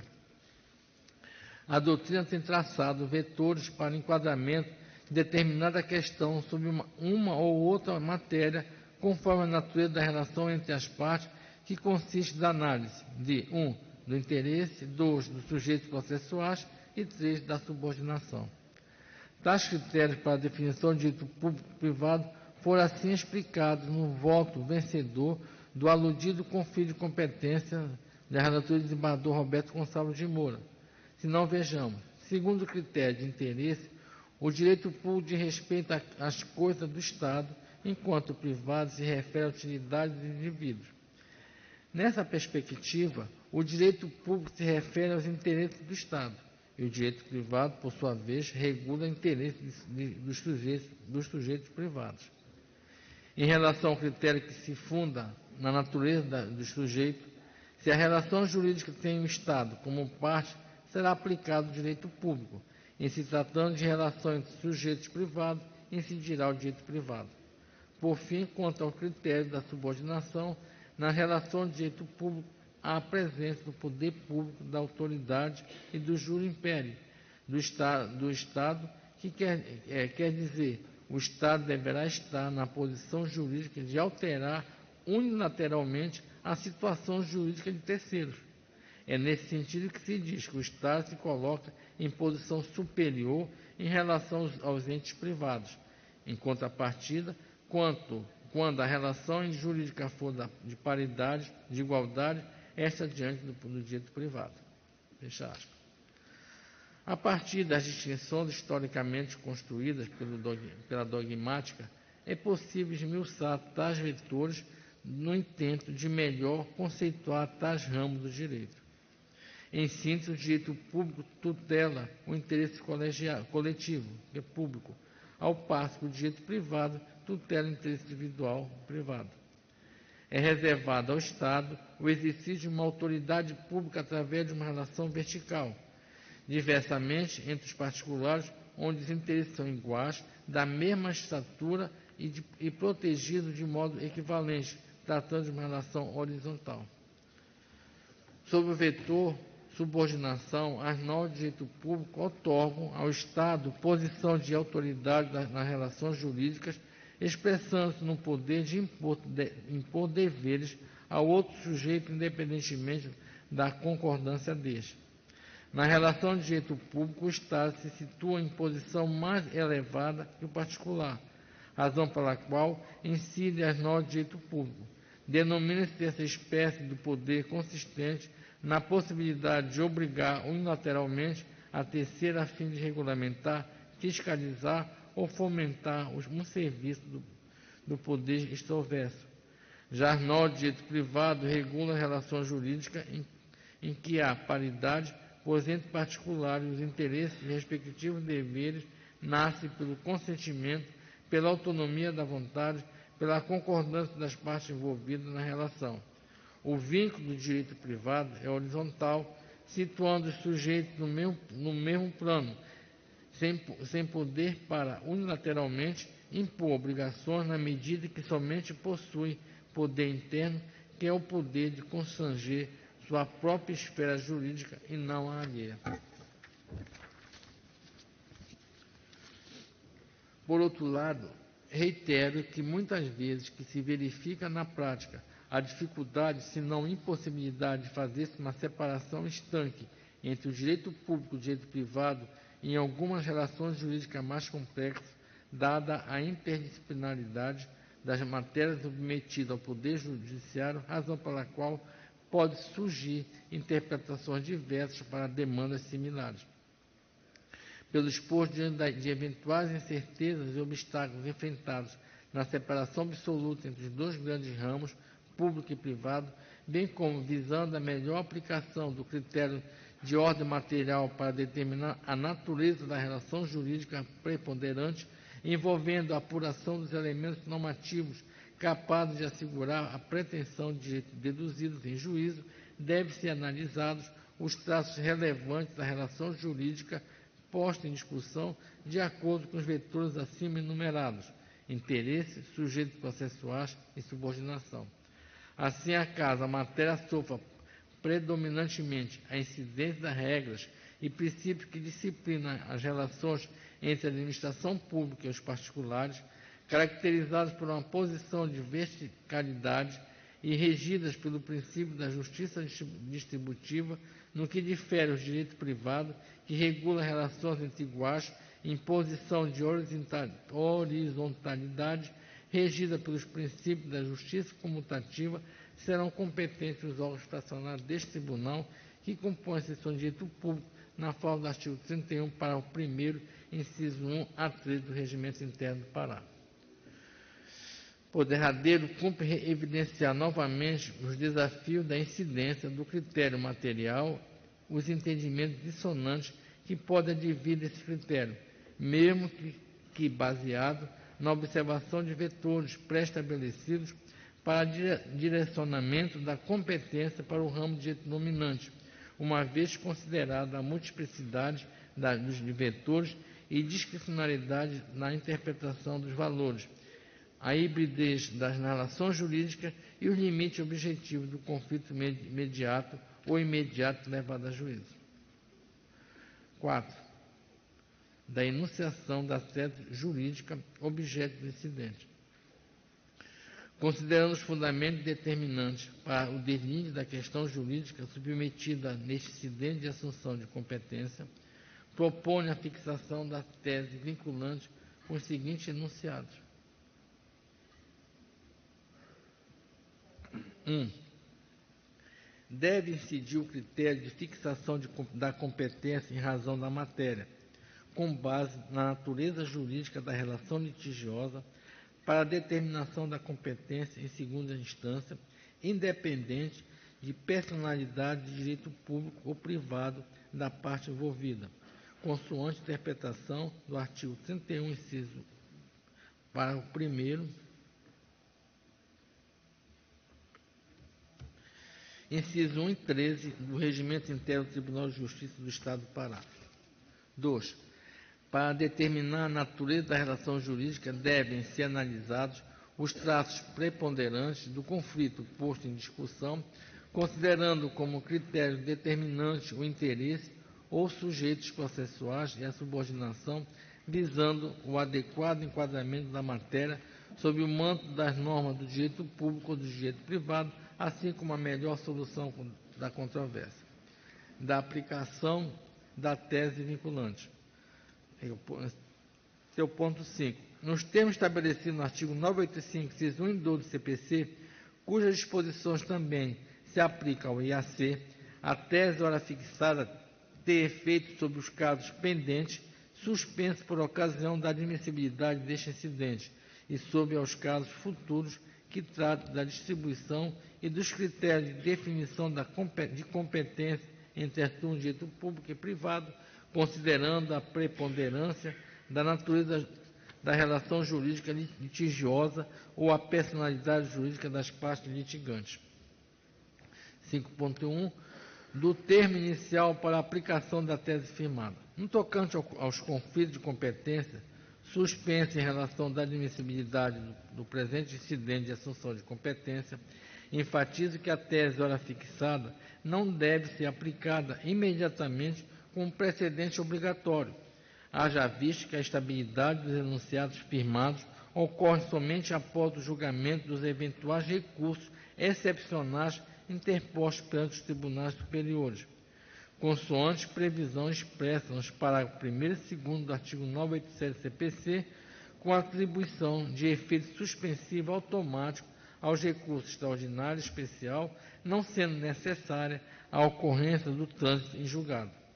Nesse contexto, primando para assegurar a homogeneização das decisões judiciais sobre casos semelhantes, garantindo a segurança jurídica e a isonomia de tratamento dos jurisdicionados, perfiro o entendimento do STJ no sentido de que, interposto recurso especial ou recurso extraordinário contra o acordo que julgou o IRDR, aplicando-se a mesma lógica em relação ao IAC, a suspensão dos processos só cessará com o julgamento dos referidos recursos, não sendo necessário aguardar o trânsito julgado, sendo ilustrativa tal posicionamento a emenda à resolução especial do número 1869-867 de Santa Catarina, que eu vou ler só a parte que interessa.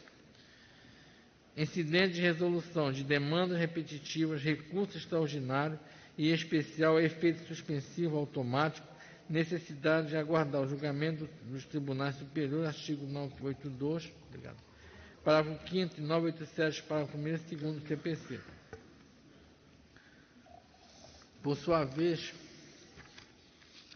a sistemática legal do RDR é diversa, pois o Código de Ritos estabelece, no artigo 982, parágrafo 5º, que a suspensão dos processos pendentes no âmbito do RDR apenas cessa caso não seja interposto recurso especial ou recurso extraordinário contra a decisão proferida no incidente.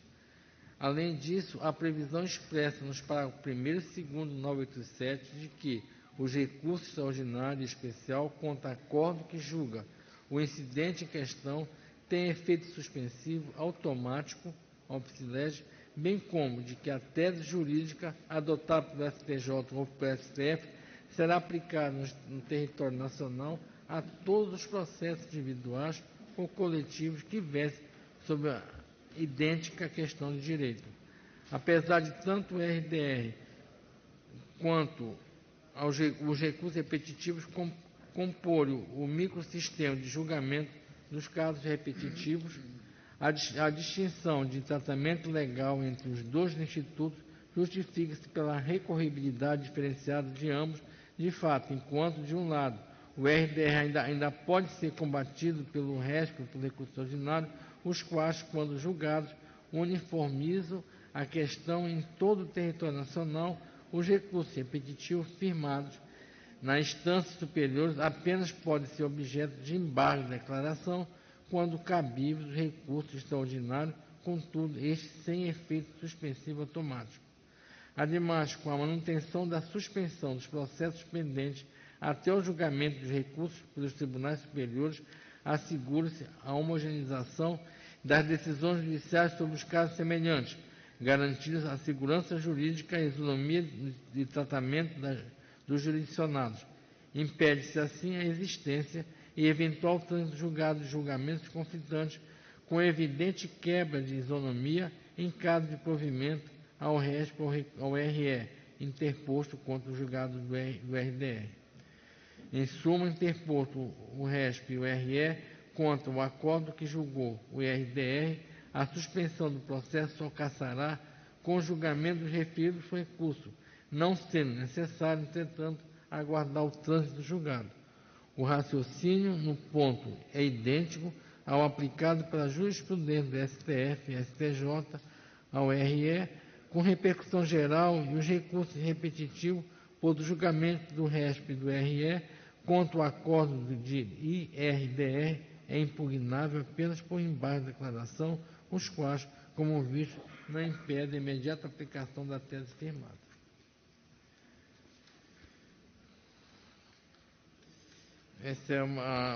Quem foi o autor dessa emenda foi o ministro Og Fernandes, julgado em 20 de abril de 2021.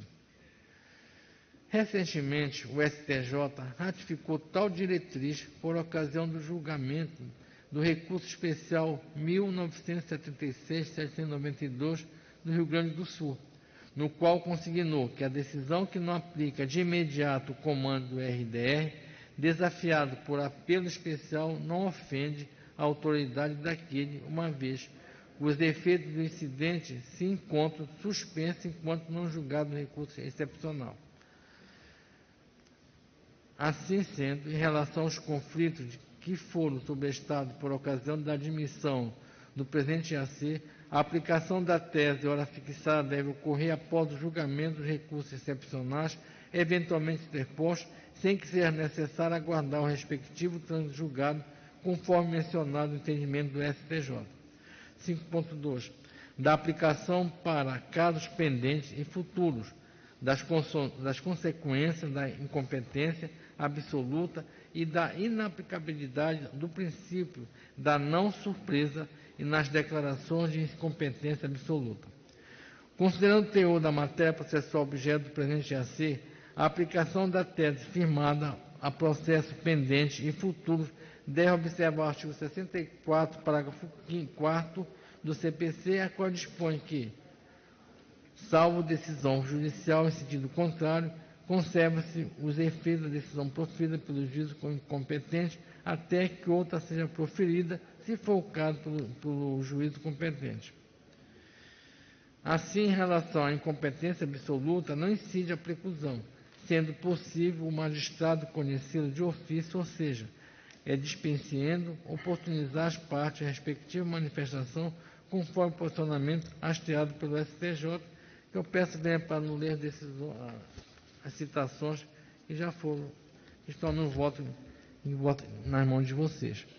Desta feita, será desnecessário intimar previamente as partes para que se manifeste acerca da incompetência absoluta decorrente da aplicação da presente tese vinculante. Assim, nas causas pertencentes à categoria fática, objeto do presente IAC, pendentes e futuras, o vício da incompetência absoluta enseja a relativização do princípio da não surpresa.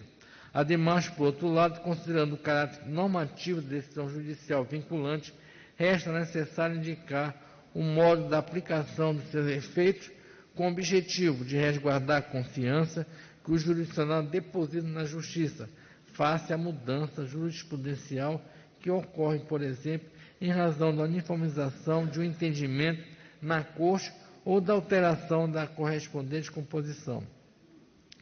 No que tange às causas pendentes, permanecerão válidas as decisões judiciais já proferidas anteriormente ao julgado dos presentes IAC, até eventual ratificação ou reforma pelo juízo competente, nos termos da jurisprudência do TJ. Por todo exposto, a pronúncia da incompetência absoluta decorrente da tese hora fixada enseja a remessa dos autos ao competente, ressaltando-se que a decisão proferida pelo órgão fracionário incompetente conserva o seu efeito até que outra seja proferida por aquele. Do julgamento do causa piloto. Com efeito, na combinação do artigo 947, parágrafo 2º do CPC, com o artigo 187, parágrafo 4º do Regimento Interno, o Tribunal Pleno do TJ julgará o processo eleito como causa piloto. Assim, definida a tese jurídica, objeto do presente IAC, passa ao exame do conflito de competência paradigma. Trata de conflito de competência civil, número 081-3530, suscitado pela desembargadora Maria Marcel Coutinho, em face do excelentíssimo senhor desembargador Luiz Gonzaga da Costa Neto, nos autos do agravo instrumento 081-2973, interposto por Jeane Valéria de Castro Monteiro, em desfavor de Centrais Elétricas do Norte do Brasil S.A., Eletronorte, para impugnar decisões interlocutórias proferida pelo juiz da primeira vara civil em da comarca do Tucuruí, na ação revisional de contrato administrativo de concessão de imóvel comercial para fins educacionais, com indenização por danos materiais e morais. Sinteticamente, verifico que a mencionada ação revisional foi ajuizada em 1 de 2 de 2022 e teve início a partir de um processo licitatório na modalidade pregão presencial, do tipo maior oferta, registrado sob o PR 044-2029 e publicado pelas Centrais Elétricas do Norte do Brasil, cujo objeto é da concessão de imóvel comercial por 15 anos, a contar de janeiro de 2015, mediante o pagamento da taxa mensal no valor de R$ 60 mil para fins educacionais e a garantia do ensino fundamental e ensino médio regular aos empregados da Eletronorte.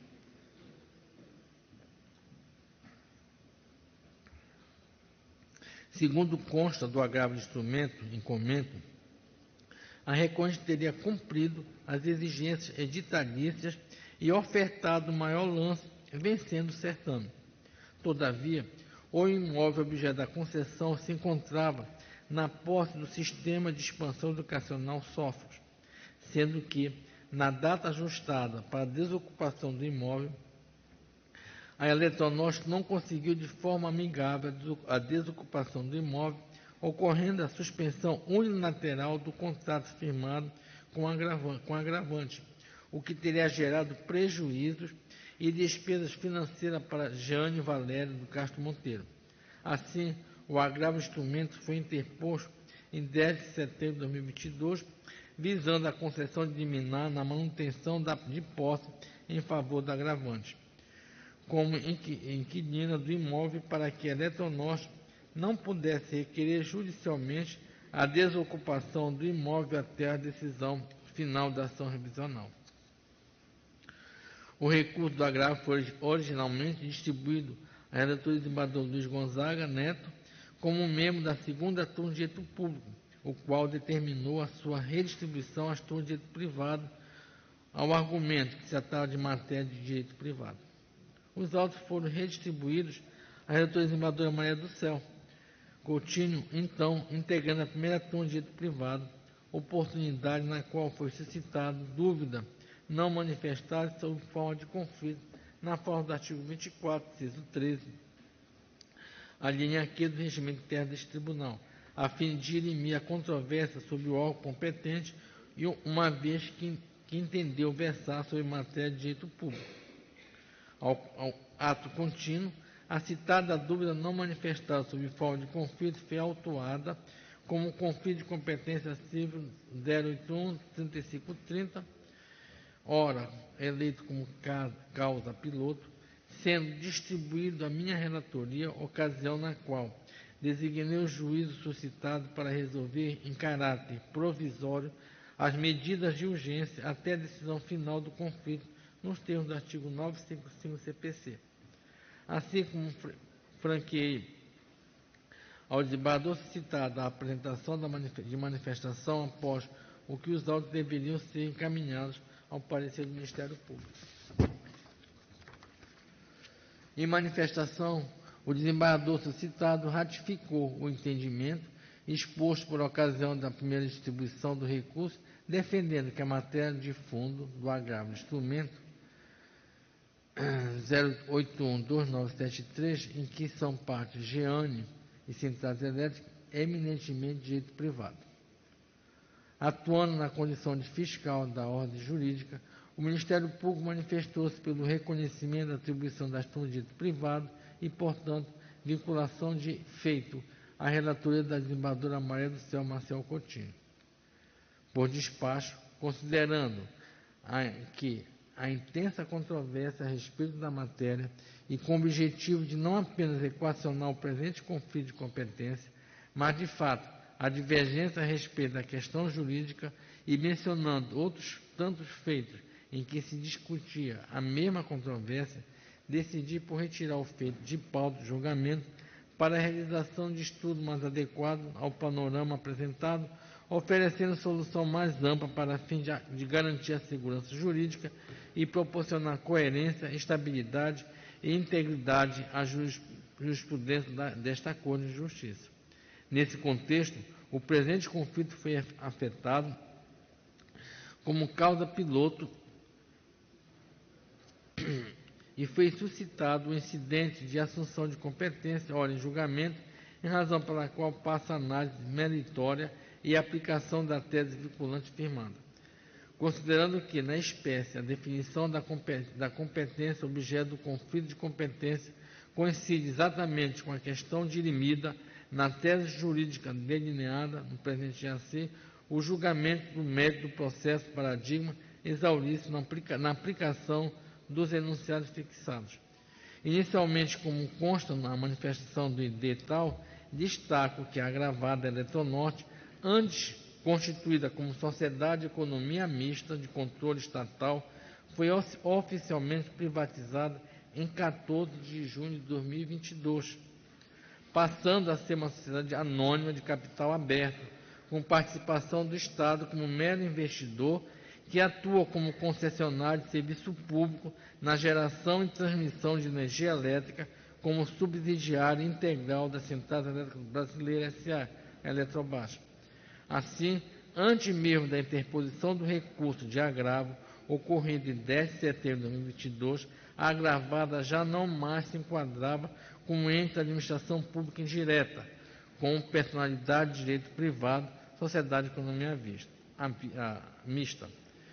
Considerando a disposição contida no final do artigo 43 do CPC, segundo o qual determina-se a competência no momento do registro ou da distribuição da petição inicial, sendo irrelevantes as modificações do Estado de fato ou de direito ocorridas posteriormente, salvo quando suprimirem órgão judiciário ou alterar a competência absoluta, a modificação da Constituição da Eletronorte alteraria o foro processal determinado em razão da pessoa, independentemente da data da propositura da ação. Nesse contexto, supondo-se que a tese firmada fosse em defesa da aplicação do critério em razão da pessoa, a alteração do Estado, de fato, do ente da administração pública indireta, a qualidade da parte, poderia redefinir o foro competente. Todavia, como a tese firmada apontou o critério material como definidor da competência em segunda instância, consoante as normas do regimento interno do TJ Pará, a desestatização ou alteração constitutiva da empresa agravada, enfatizada em manifestação da parte constante nos autos, não produz efeitos no caso em comento. Portanto, adotando-se a tese firmada e consoante os elementos fáticos trazidos aos autos do conflito de competência e apreço, constato que não se cuida de demanda relativa à relação consumerista e nem eminentemente privada, mas sim de relação de natureza pública, por se tratar de ação revisional de contrato administrativo no PR 040-2029, oriundo do processo de licitação na modalidade pregão presencial de maior oferta, publicado pela Eletronorte, subsidiada da Eletrobras, cujo objeto era a concessão de imóvel comercial para fins educacionais. Com efeito, a teor do disposto do artigo 31, parágrafo 1º, inciso do regimento interno deste tribunal, as matérias afetas às licitações e aos contratos administrativos deve ser julgado pelas turmas de direito público e, nos termos da tese de hora fixada, depende a definição da competência jurisdicional e é regida pela matéria discutida na relação jurídica, a qual pode ser extraída dos elementos identificadores relativos ao pedido e causa de pedido.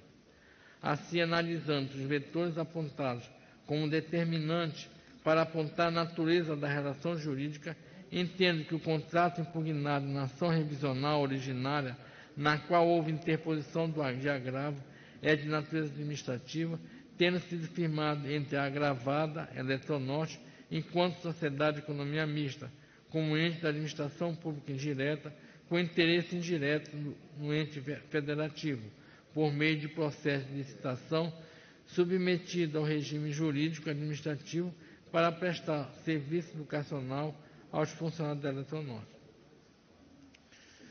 No particular, ocorreu a incidência do registro do inciso 21 do artigo 37 da Constituição Federal de 88, o qual estabelece que, ressalvados os casos especificados na legislação, as obras, serviços, compras e alienações serão contratados mediante processo de licitação pública, que assegure igualdade de condições a todos os concorrentes, com cláusulas que estabeleçam obrigação de pagamento, mantidas as condições efetivas da proposta nos termos da lei, o qual somente permitirá as exigências de qualificação técnica e econômicas indispensáveis à garantia do cumprimento das obrigações. Valendo-se novamente do magistério José dos Santos Carvalho Filho, recordo: licitação é entendida como procedimento administrativo vinculado por meio do qual os entes da administração pública e aqueles por ela controlados selecionam a melhor proposta entre as oferecidas por vários interessados, com dois objetivos: a celebração do contrato ou a obtenção de melhor trabalho técnico, artístico ou científico. Nesse sentido, por esse ajuste, contrato administrativo regido pela Lei de Licitações, a Lei Federal 8.666 de 93, a época vigente, a então Sociedade de Economia Mista agravada figurou como Estado pelo poder público investido, em posição de superioridade em relação ao agravante particular, que não dispunha de autonomia de vontade para dispor de seus interesses, tratando de uma relação vertical sem paridade entre os contratantes, na qual as normas no edital de licitação eram impostas ao particular que versasse o certame na modalidade de pregão presencial. Por todo exposto, considerando os fundamentos no voto explicitados e aplicando a tese vinculada firmada em AC número 3 do TJ Pará, conhece do conflito negativo de competência e declara a competência do suscitado, excelentíssimo senhor desembargador Luiz Gonzaga da Costa Neto, integrante da segunda turma de direito público, para processar e julgar o agravo de instrumento número 081-2973-21-2022-814-0000, pelas razões do voto exposto. No dispositivo. Antes o exposto, considerando a relevante questão de direito e a conveniência da composição da divergência nos termos da fundamentação, voto pela fixação da tese vinculante, composta pelos seguintes enunciados. 1.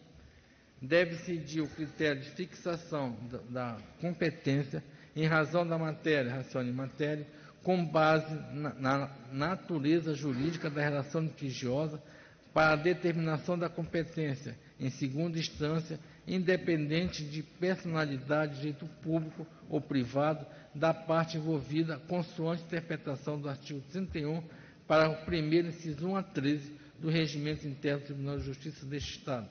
2.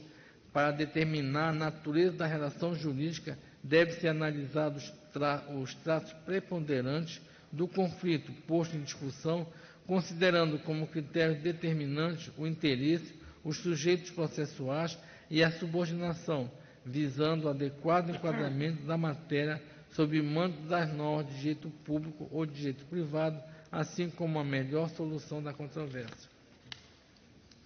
No que se refere ao processo paradigma, conhece e julgo procedente o conflito de competência número 081-3530-08-2022-814-0000, para reconhecer a competência do desembargador Luiz Gonzaga da Costa Neto, integrando a segunda turma de direito público para julgar o agravo de instrumento número 081-2973-21-22-814-0000, nos termos do voto.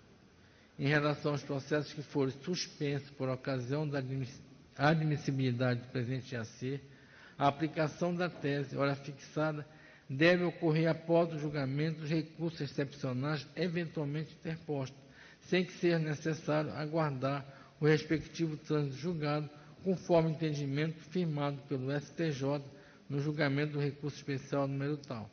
No que tange às causas pendentes, voto para que permaneçam válidas as decisões judiciais já proferidas anteriormente ao julgamento do presente incidente de assunção de competência, até que nova decisão seja proferida pelo juízo competente.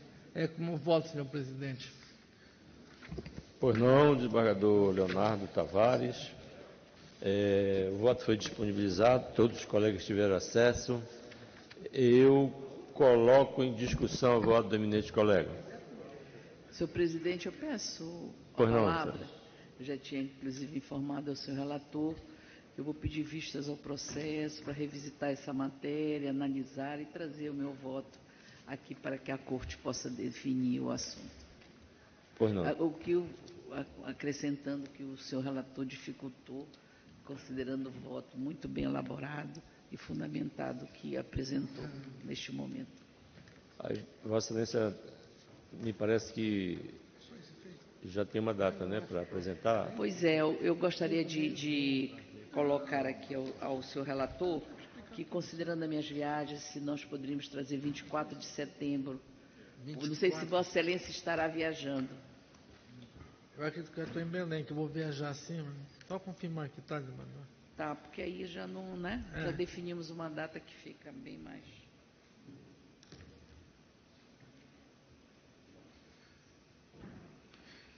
Deixa eu olhar aqui. Presidente, que a vida começa a ficar. Sem eventos, desembargadora. 24. Pode, Excelência? Pode. Então, pronto. Então, Vossa Excelência apresentará o vosso voto no dia 24 de setembro, considerando né? Viagens institucionais, 24 de setembro, Excelência. Pois não. Alguém discute? Então, concedida a vista à eminente relatora na forma do pedido.